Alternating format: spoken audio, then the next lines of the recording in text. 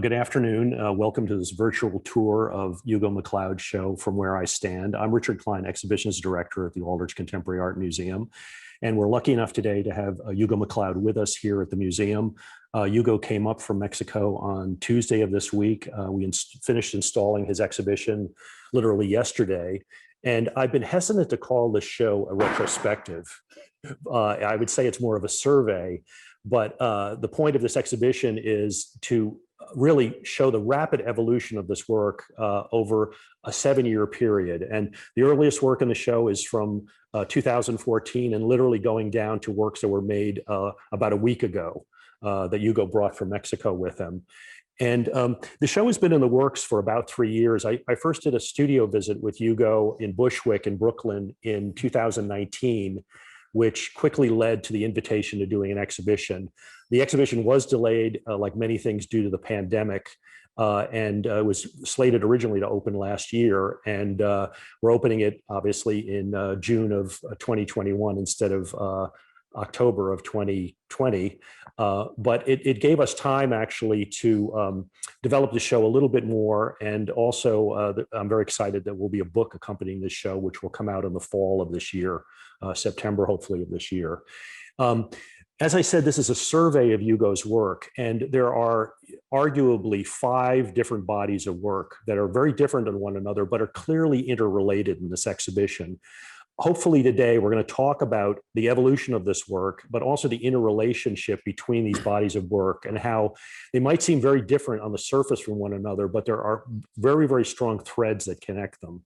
And we're doing the walkthrough today relatively chronologically from the earliest work from 2014 up to, as I said before, work that was literally completed a little bit more than a week ago.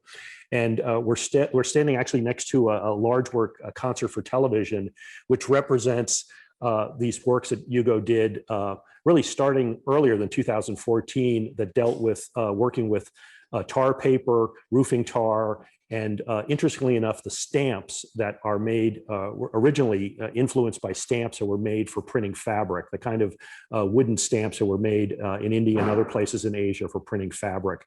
And Hugo, I don't know if you will turn it over to you to talk a little bit about the evolution of the tar works. Yeah, well, the tar painting started from in a time in my earlier career, or I guess my earlier stages of 2009 to about 2012, when I was investigating a lot of different materials and trying to find kind of like my avenue in the New York art scene and trying to get attention from the galleries out there. And I stumbled upon this material because my landlord had just recently redid the roof and there was an extra roll of the tar paper. And I kind of just really liked the idea that it was a very malleable material, as you know, the temperature changed in it. And through that, I saw that it was easily accessible to impressions. And through just, you know, like a chain of investigation, I came across the process of Indian block printing. And I really liked that process because it was hand done and it was irregular. But in that irregularity was a sense of like perfection, the idea of textile making. And I had the fortunate ability to travel with a friend to Mumbai. And during that trip, I went to the Harvey, which is, they call it, it's a slum, but it's also like a very industrial moving area where a lot of recycling is done, but every kind of form of trades are also being done there. And from there, I actually went to a place where they actually do wood carvings for textile block printings. And I brought a few of those back and I tried it out and I really liked the process of it. And through that, just simply how these pieces came about is that I was really trying to find my language with the process. I kind of figured out the technical aspects of the material, but I needed to kind of find what the patterns that I was going to carve out of the wood blocks were going to represent. And my work always kind of deals with the idea of value and kind of social economics, my environments that I'm around. And instead of, you know, using patterns, different textile ornamental patterns that I found in different books that I had bought. I needed to kind of really find a source for my own inspiration. And being in these neighborhoods, these industrial neighborhoods slash ghettos like Brooklyn, in certain parts of it, in the industrial neighborhoods that I lived in, I was always kind of drawn to the discarded furniture that was left out on the streets. And in that search for looking for patterns, I needed to find something that was part of my everyday life. And walking from my house to my studios or going on runs in that area, I always saw this discarded furniture. So I started photographing the textiles on those pieces of furniture, because I just thought it was an interesting thing that these pieces of furniture in these particular neighborhoods were left out. They weren't picked up by the city. They weren't discarded by the homeowners or business owners. They were just left on the street for you to kind of observe. And so those textiles then became the patterns that I would carve on the wood blocks. And the underpaintings, because it was in the earlier stages where I didn't really understand color theory and what colors kind of really work together well. I was using a lot of fashion magazines and couture dresses, because the idea of the couture dress from different fashion houses was that that was looked at as valuable. But these pieces of furniture were looked at as devalued items and overlooked. So it was an idea for me in a sense of overlapping something that was not valued with something that was valuable to then make something valuable. And of course, you're overlapping these colors also on top of tar and roofing material, which are undervalued. Yeah, undervalued. And as well, like I think in my process, in my mental process, I'm drawn towards materials that are part of every person's everyday life. And in New York City, it's a material that, you know, everybody that's lived in the city has been on a rooftop or a rooftop party or barbecue. And that silver thing is the protective layer that keeps your house dry, you know? So it's like this material that is common. So it's like, how can I use this and repurpose it? So now, like when you see this, when you're on a train or you're on top of a roof, you're looking at it from a different perspective. So, you know, all of my work has always been kind of that idea of value, social economics, world situations, and as well materiality and manipulation of materials because of my background. And of course, you know, the fact is that even though it may be hard to perceive initially looking at this, that there is a floral motif in this work, and the floral motif flows into your recent work with flowers. There's that thread that runs through that. I think the other thing is that, you know, your background prior to making art as being involved as a fabricator and designer of how, and working in the trades, of how that has informed your work in terms of the materials and techniques you are drawn to. Yeah, and that's why I said, you know, when I first started making these, I needed to go to a source to understand how colors connected to each other, because my background was in fabrication and wood and metal fabrication. And all of those are mostly earth tone, earth-based colors, even if I'm doing patination, like on the metal pieces. So as well as when I went into fine art, I had a conscious decision that I wanted to get out of fabrication and design and move into one-of-a-kind art pieces, because I like the ability to change up within design and fabrication. You know, whatever you've agreed upon with the architect or the developer, you have to stay within those parameters that is on the blueprints. And with art, you have the freedom to change it at any point in time until you say it's finished. And so when I had that desire, I knew that my materials would not be the traditional art materials like canvas or things that you would find in an art store, because my understanding was in the industrial world. So I understood industrial materials. So the idea of using metals or tar papers, it was also, in a sense, a place for me that was comfortable, because I knew those materials were forgiving. Now I'm working on the plastic things where it's like, it's completely unforgiving. But up until then, the tar paper, the metal, if I didn't like it, I could change it and reuse it.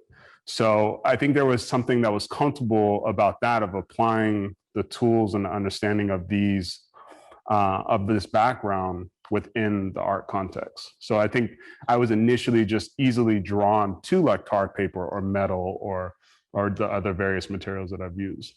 So let's move into the Lear Gallery, Okay, which is around the corner here. We're walking slow.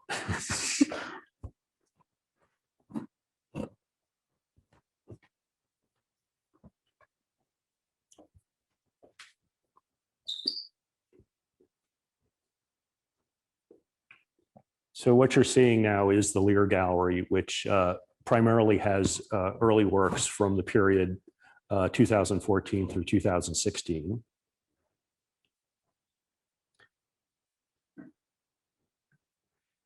And we're standing here next to a work called Sit Here with a Flower or Two. And I mentioned when we were out around the corner in the lobby that this theme of flowers, and of course the flower reference appears in the title here. You could perhaps think you might see a flower in the painterly bottom part of this, but this is an example. We have 3 of them in the exhibition of works that Hugo did using more traditional art materials, oil paint and oil stick, but overlaying the traditional expressionist paint handling with aluminum, once again, a industrial material, a roofing material.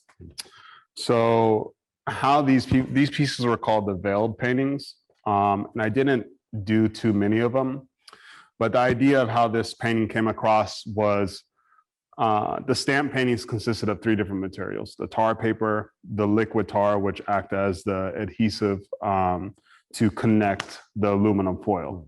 And then on aluminum foil is what I painted on before I stamped. So in my thought process, my gallery goes crazy with this, but in my thought process is like, okay, I've done this amount of stamp paintings. I need to move on and make something new. I need to do something different. And so then I was like, okay, well, I don't want to freak them out too much. Let me just stay at least with some of the materials. So when these pieces came across is because this surface, if you can imagine, I work on the floor. First, I lay down the tar paper, and then I put the liquid tar, and then I put the aluminum foil. So this is the actual surface before I paint on the stamp paintings or on the actual paintings. It's a finished piece of aluminum foil that then I would sand and apply paint. So as you're making these things over and over and over again, you'll see things throughout process.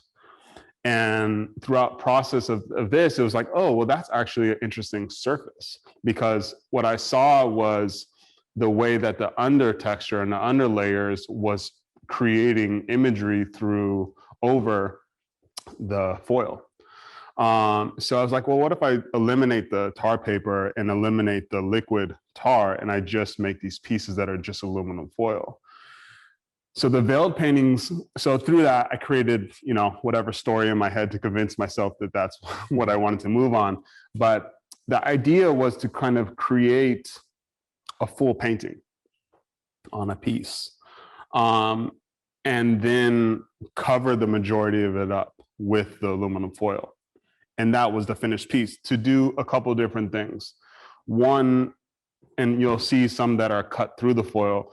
One, it was to allow the viewer to have a moment and to have a moment to imagine what the rest of the painting looks like. Right. Because nobody has seen the rest of the painting. Some people thought that I just painted up to this, but no, I painted the whole piece. So it was one to give the viewer a space to imagine what the rest of the abstraction looked like. But then the other thing that I saw when I first finished the first one is that I thought it was interesting that the viewer, whoever's standing in front of it, or if there's multiple people behind it, also see somewhat of their reflection in the piece. So the painting to me is a painting that continually changes, because whoever's standing in it actually becomes part of the painting. So if you're wearing red, it will reflect red. If you're wearing dark, it will reflect those tones.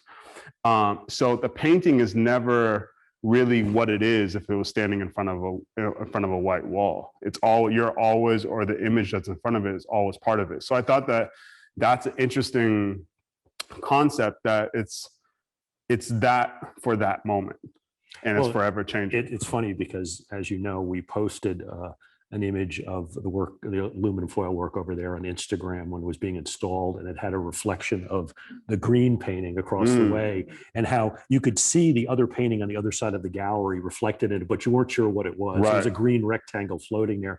The other thing I've become very aware of since these have been installed, it's not only seeing your reflection, but also the way that light changes, the piece that's out in natural light in the corridor there, how from one angle it's incredibly reflective and very brilliant, and then from another angle it's not. Right. And how the light situation changes the whole aspect of the painting. And in some ways you get a painting which is like 3 different paintings in one painting. Right. Well, I think for myself too, I live in Mexico now, and I have all these blank white walls, and I have nothing on my walls. And even in my place in New York, the only painting I actually had up was the very first plastic painting, because it was falling apart and I was trying to figure it out for 3 years. But for me, it's kind of hard to have a painting on the wall for years and years and years. But at the same time, so I think consciously in my head, when I create art, I try to create so many layers and so many different moments in it, whether it's the plastic pieces or this, so that each time you walk by it, you may catch something a little bit different in the piece. And I think like that's like these pieces, like, it continually changes if you have it in the interior of a house, depending upon what's in front of it. So, or the light changing of the daytime. So I think unconsciously that becomes part of my process too. And of course, we hope that all works of great art constantly. Well, not all mine are great, but look differently. I mean, that you could come to a good work of art. I'm not even saying a great work, but a good work of art, and you could always take something away different, different experience every time you. I think and as well, your mood of the day changes. Right. Those experiences too, And just to reiterate before we move on, this consistency of layering, where we're out with the concert for television out in the museum's atrium, looking at the layers that were buried. And here you have the painting that's covered with a layer of aluminum, but even the plastic bag works are multiple layers, mm-hmm. and how all of your work is actually unified by this layered technique. Even the metal paintings have layers. Yeah, and that's actually something as an artist I actually really struggle with, because sometimes I wish that God blessed me with the ability to do like simple watercolors that were magnificent, because for whatever reason I don't know why, but I feel like I need to add those layers to make the piece valuable. Not valuable to monetarily or to the audience, but to myself, in a sense, like I have to put in that level of work. Sometimes I've done a few pieces that, it's interesting, some of the paintings that I've done over times that just happen, like they just, like that one stroke idea. But the majority of time, it's really this idea of applying what you think and then being like, no, I don't like that. And then you're trying to resolve that situation. And the perfect work that I do, which the paintings are much easier to resolve, because you can either cover up or scrape away. But with the plastic pieces, it's very much of like sitting thinking about how to resolve this choice you made to cover it up or to blend it in or to make that tone work. So there's something with that, I guess, as an artist. Maybe it's just in my earlier years, like as I get older, I may become more comfortable, but there's something about that wrestle that I need within the work. But also your work is based in process, and what you're talking about is process. Mm-hmm. And also coming from your background of being in design and fabrication, where it naturally that's part of that process too, mm-hmm. working in that industry. And it comes out of that. And I don't think you need to apologize for working that way. That's a really interesting way of working, and it links your work with a lot of other artists who work in process. Mm-hmm. Well, I think, I'm not so much of apologetic about it. I think more so, I even coming back to this show and seeing all these works, and, I can look at it and say like, oh, I need to go back and investigate those works more, but I think that the reason why over the last 9 or 10 years I've moved so quickly is that I don't think that I've finished. I never thought that I finished any body of work that I created. But I felt that, like with the stamp paintings, I felt that I came to a point where what's the next space? So me moving to another material or another idea, I think one allows my mind to be free from working on that particular idea, so that it can be open to what is the next movement in that work. But as well as I think that I needed and still need, but learning to calm down, is the space of unknown. And I think like the troubleshooting is what I mean, like having an idea and then being like, oh, how can I execute this idea? Like I see it in my head, I know what I want to accomplish, but I don't know how to do it. And we're certainly going to, when we get to the plastic works, we're certainly going to talk about that, because it was a period of, more than almost 3 years of learning how to work with that material. Right. That was the piece that I had in my house for three or 4 years, just falling apart. So I'd sit on my couch after work and just look at it. And just in terms of your restlessness and wanting to experiment, we should just note that you're in the process of building a ceramic studio, which is a whole new I just got my wheel. Right. Yeah. His wheel, not his will. No, yeah, my wheel. Right. Yeah. So let's go down to the metal paintings, to the screening room. Remember to walk slowly. I'm walking slow. Walking a little too fast. Well, maybe not. Yeah. Oh, they're not going in front of us anymore. Where they could hear us. Oh.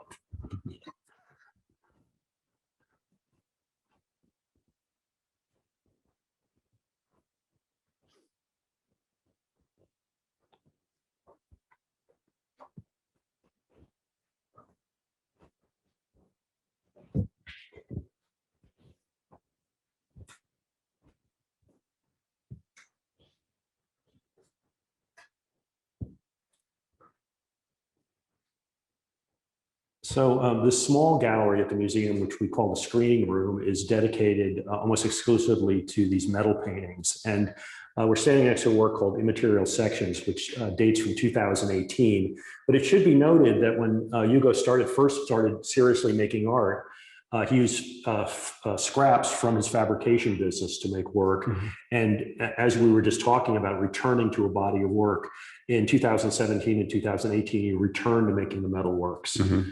And the thing is that these are on bronze sheets, and they're really focused on these seams which connect the bronze sheets. And the color in them is either chemical patination, which of course in the fabrication business, metal fabrication business, is the way one colors metal in traditional sculpture, but also pigment, oil stick and oil paint is actually applied to these. And I think you should, address the seam. And I don't know if we could have a close-up of actually the seam, if that would be Yeah, so the metal paintings, when I first started having the desire to make art, and I think that was probably between 2003, 2004, I traveled to South Africa. And on that trip, I went for 3.5 weeks. And that was when I mentally was like, oh, I want to figure out how to make art.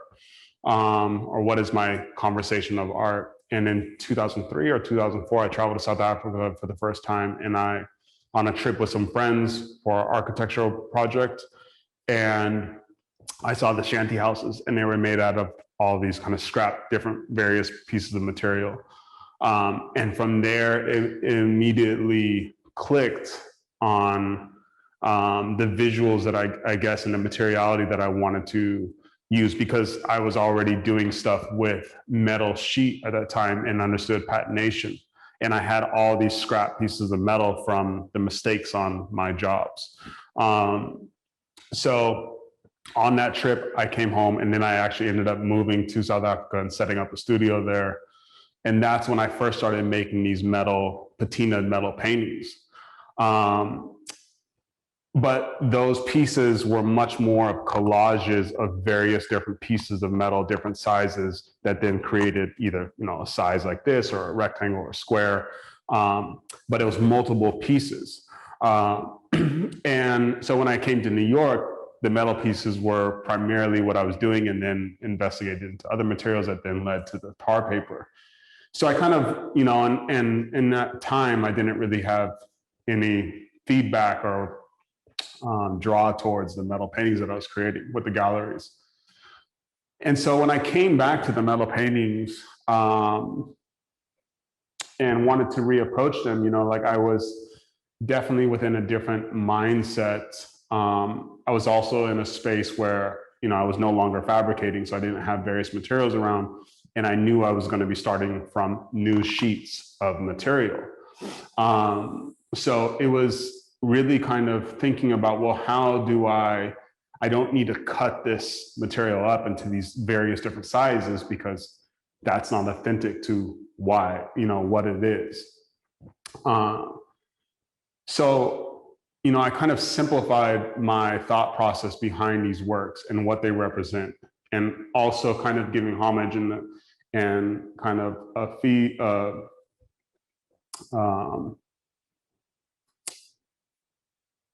a narrative to like my past.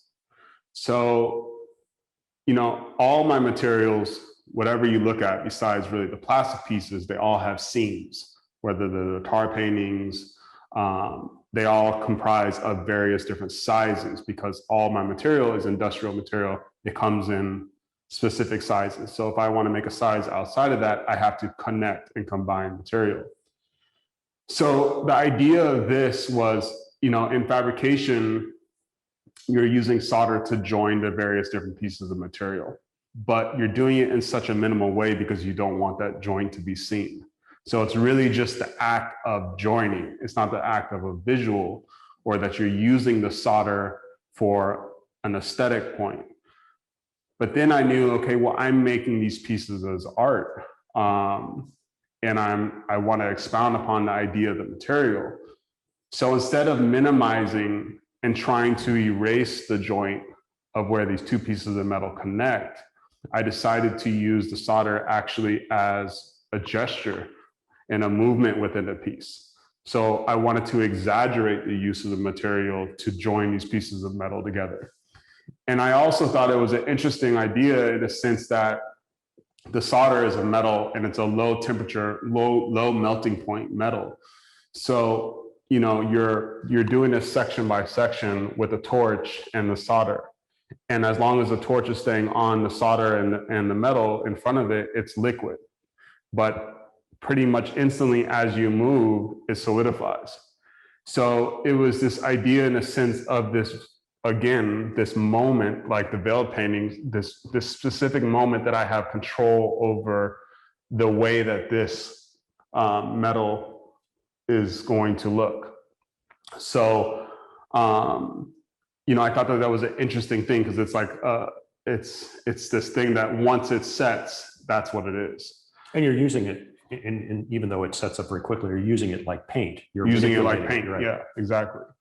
And a few other things, like there's the patina and the patination that kind of give a reference to like my past, in the sense of the fountains and different design pieces that I used to make, and the material manipulation. So also with all my materials, it's for me, it's like I try to think about what are the depths of this material? How can I manipulate this specific material? And with, as studying chemicals and oxidation, you learn that different chemicals alter the colors in different temperatures of heat.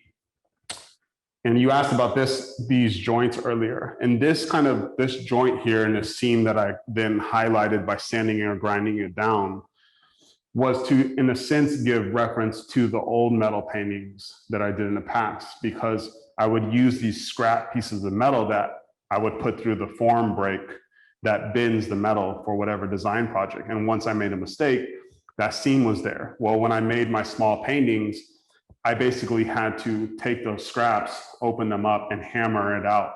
But even as much as you hammered it, you would still have the visual of those seams there. There would never be erased. And that's why, in fabrication, it's all about specific design, specific measurements. And if you're off just a little bit, it doesn't work. So it becomes scrap. So this is just in a sense to give reference to that idea of fabrication, joining and all that. And I think as well, like, people that are in this industry, when they see something like this, or they see this, and that's why I left also the reference of the material, not just how I've used it, but like these little moments, because it's called tri-bar. And tri-bar is the solder, and so if you were ordering it, it comes as a triangle.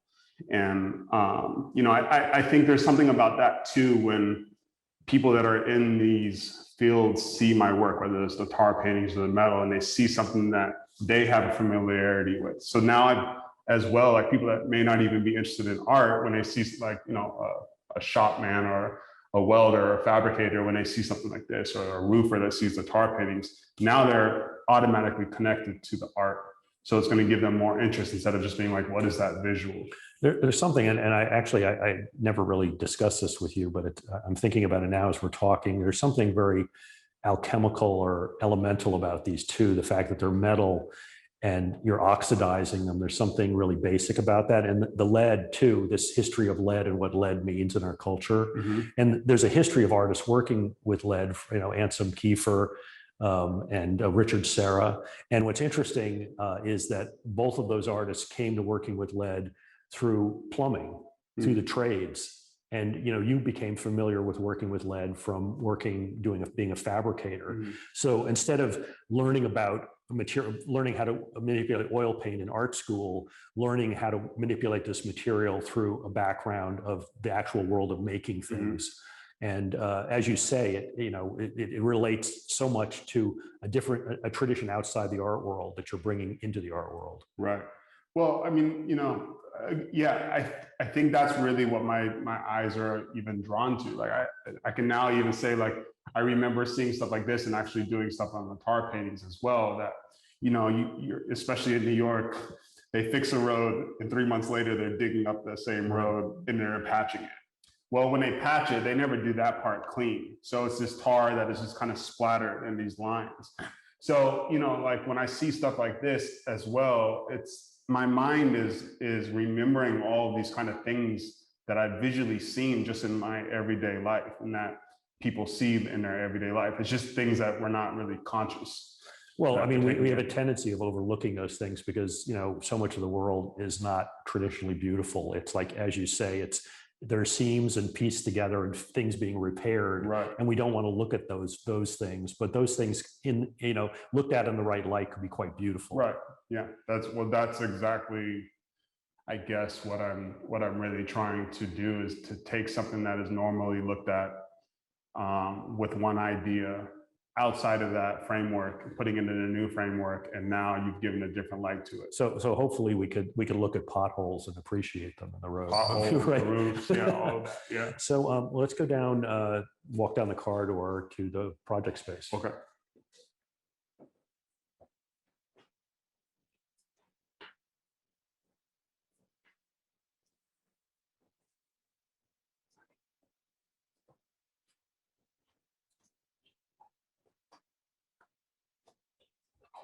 So we're walking down this corridor to the project space in the rear of the museum. And this is where the chronology of the show breaks down a little bit, where the corridor is an installation of these flower pieces that Hugo has been working on for about a little over 2 years, correct?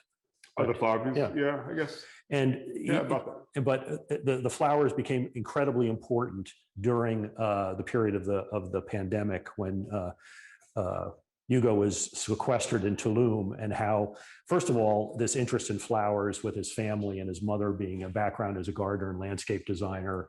Also, obviously your work with the flower forms from the stamp paintings. But, many artists need some release in the studio from working on major works. And I think the flowers took this role for you during the pandemic of being this quick thing you could do, that you could do a flower piece in a day or two. And they act in some ways as a diary of this past year. And all of these were done in the past year. In fact, half of them were done in the last several weeks. Yeah, so I guess in March 2020, COVID happened. And, it hit everybody the same and everybody different, I would say.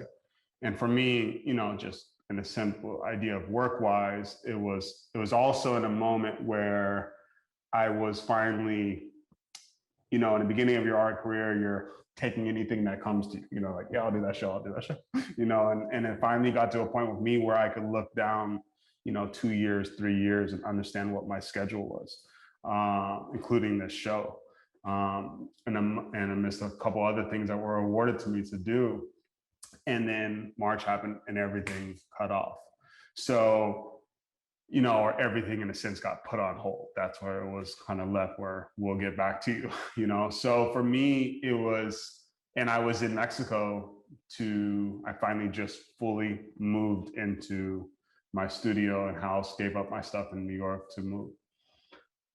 And, you know, I take on things pretty well, but at the same time, I couldn't take on working towards these bigger endeavors and these bigger shows that I had lined up, in a sense of like starting something that I know I wasn't going to finish for 5-6 months mentally, because it just, for me, I couldn't take on that pressure for myself.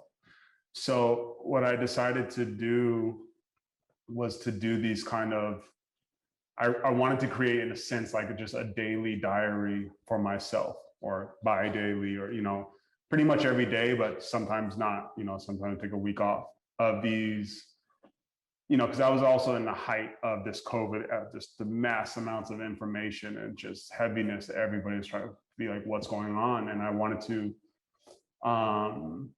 do something that I could start and finish and see it through, not start it and have to come pick up the next day and not be in the mood to finish. So I started photographing, kind of, in a sense, mostly they were flowers that were in my garden in Mexico, or flowers that I needed to plant. And it was kind of like the idea of documenting something that was still beautiful in that moment in time, and giving it a date. Because I also saw, this is the first time I've signed stuff in front of the paintings, and I thought that actually putting the actual date, not just the year, was an interesting thing, because it doesn't matter who you are from March 2020 till now, you'll know exactly where you were if I said, right, where were you? You know, it doesn't matter. And so I thought that that was an interesting moment in life that we're all experiencing. The other thing that I really wanted to do with these is to release myself from being as serious with the works. And so I would trace these and take a photo, trace these images out, and I would just put the plastic where I felt needed. And so that's why you see the leftover pin mark and hand mark on the works. And there's also the combination where there's drawing, right? And then increasingly you're using oil paint in combination with the plastic bags too, which is something that you're experimenting more with now. Right. Yeah. I mean, it gives you the opportunity to kind of explore these things that aren't as serious, you know.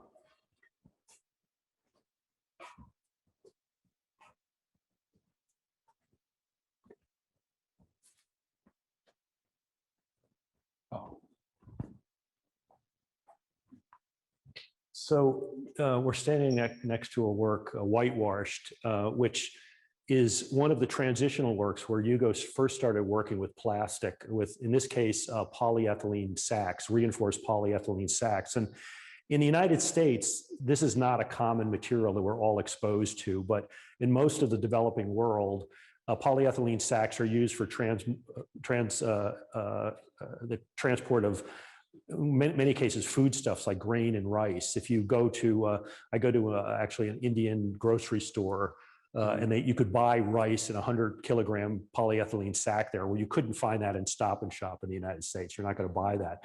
But Hugo first came across this material actually while in India, and became fascinated with it, once again, because of its kind of overlooked nature and the way that it was reused in this culture, instead of being purchased once and thrown away, how these sacks had value. And you want to talk about the genesis of these works? So, you know, one of the things you said in the beginning of the conversation is kind of seeing the similarity and the links between the works. And for me, there's links between the works and the conversation for sure. Some that I personally only know, and, you know, some that people can tie together themselves. But what's interesting even about this material is that I first came across this material while I was doing the stamps. Like, that's why I was in India doing the stamp paint, you know, figuring out the blocks. And that's when I came across this material. And the first visual that I saw, that I still actually, it's actually still on my Facebook, even though I don't use it, was I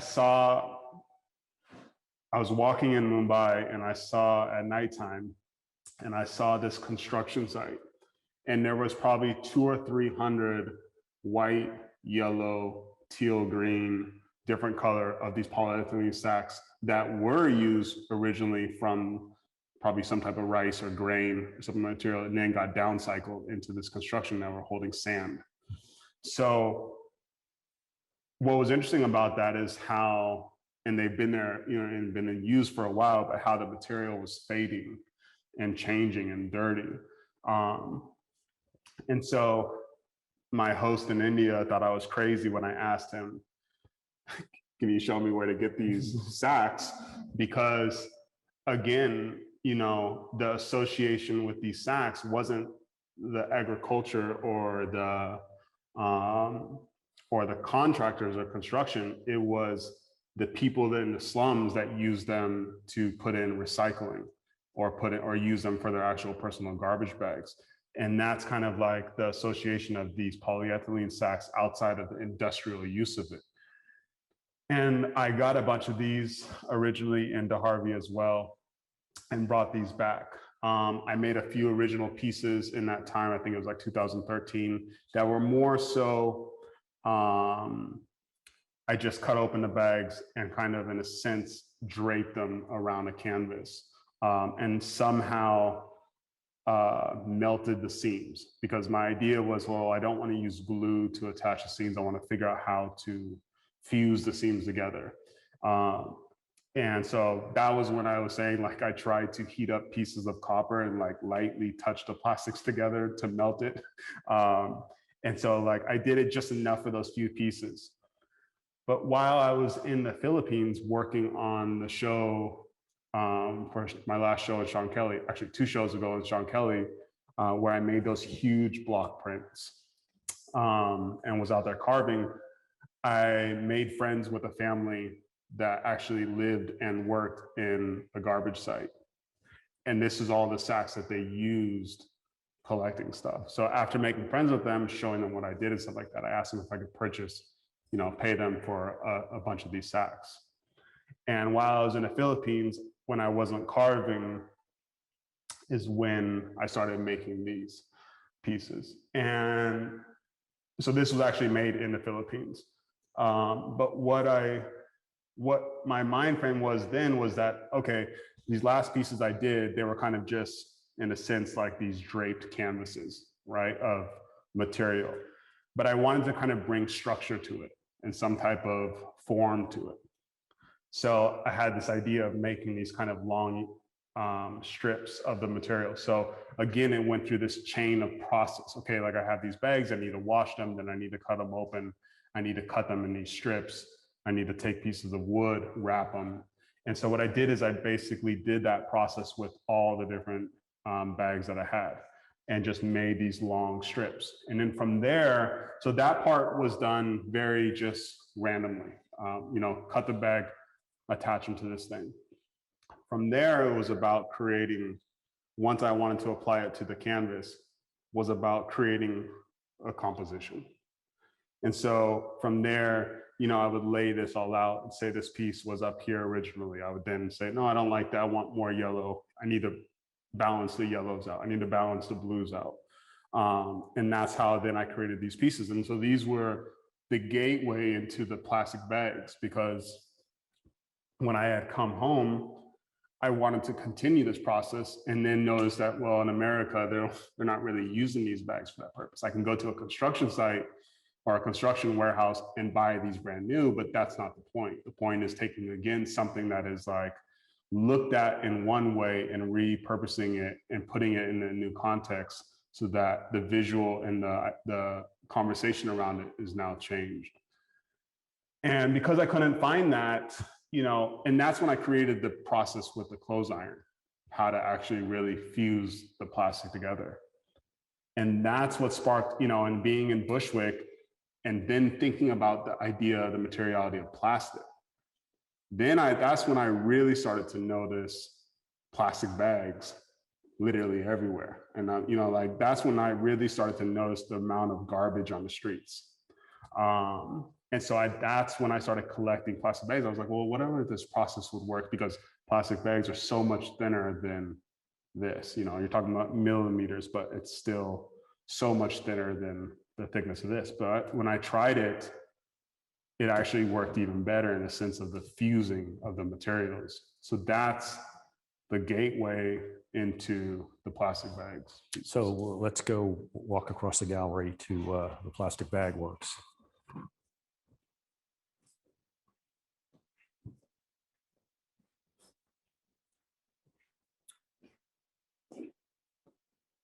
So so, you know, in the museum's project space, we actually have 7 of the figurative plastic bag works, which first one going back just a little less than 3 years ago, actually, made.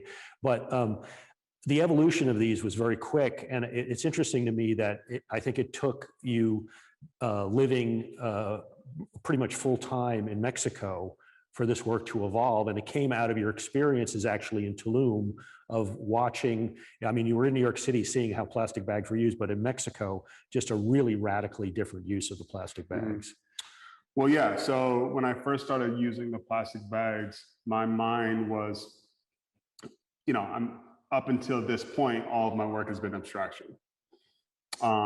It's been abstraction, but the conversation, at least my personal conversation of what I'm trying to address, has always been the same. Again, like value, social economics, things that I see in these environments that I travel to, how materials are used. And while I was building my studios in Mexico, I rented a very small storefront. I mean, I'm talking. Well, you actually, I saw you drove me past the just storefront. Really right. Small, not even big enough to like have one of these full paintings in there. But I rented that because I just needed to be away from the construction site that I was on every day and just wanted to keep my hands busy. And across from me was, they call it an invasion, which basically was this huge empty piece of land. And politically, they allowed a bunch of people to come and take over the land for votes. And I saw this place over a span of 3 or 4 months go from jungle to cleared to, you know, these shanty type of houses. And it related to what you experienced in Soweto. Soweto and right. all that, to these shanty type of houses, to somebody setting up a small little, you know, fold out table and selling fruit onto it, to them then expanding and putting another shelf, to like them having a full fruit stand. You know, saw this progression that happened as well very quickly.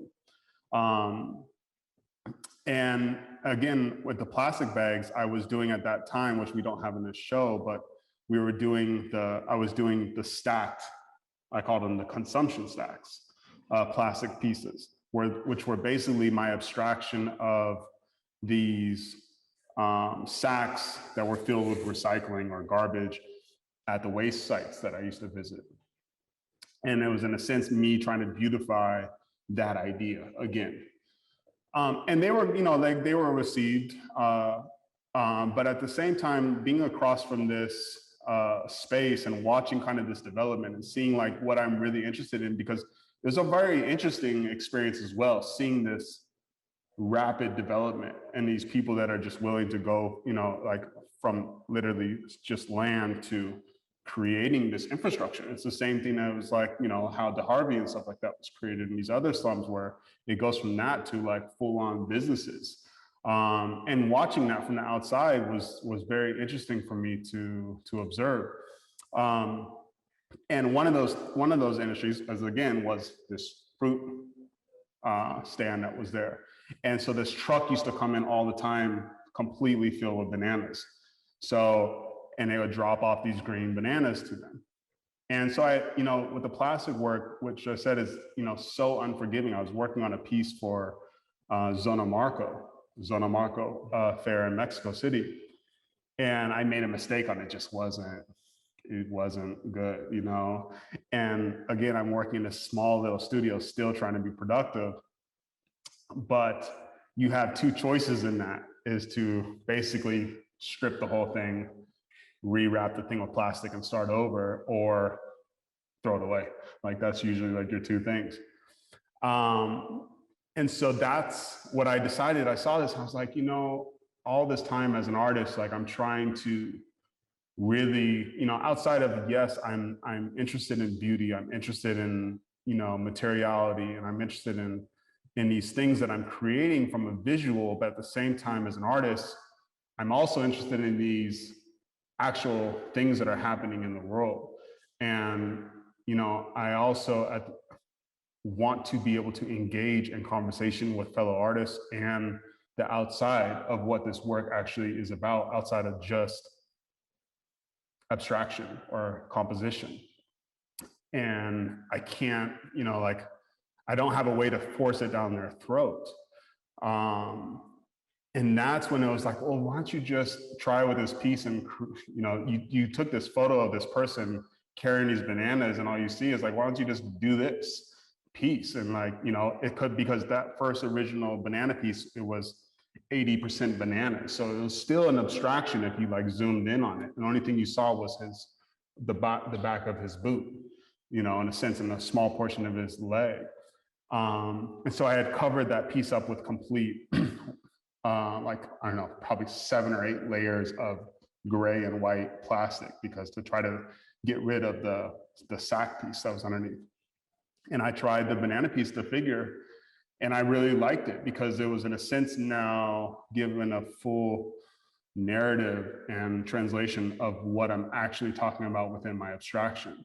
And so that's really kind of how the figuration came about. And then with that piece, and then thinking about the material and thinking about the accessibility of the material globally became very interesting to me, because pre-pandemic, the real idea behind this work is not to pull images from the internet or to talk to journalists about, their travels and ask them permission to use their photos. But it was to, pre-pandemic, my plan for the show that I just did at Sean Kelly, and I had this all planned out, was to base that show on 3 different countries that I was going to travel to before the show. And the work was going to be based on those subject matters, because what's beautiful about plastic is that no matter where I travel, I can engage with individuals and I can collect plastic from there.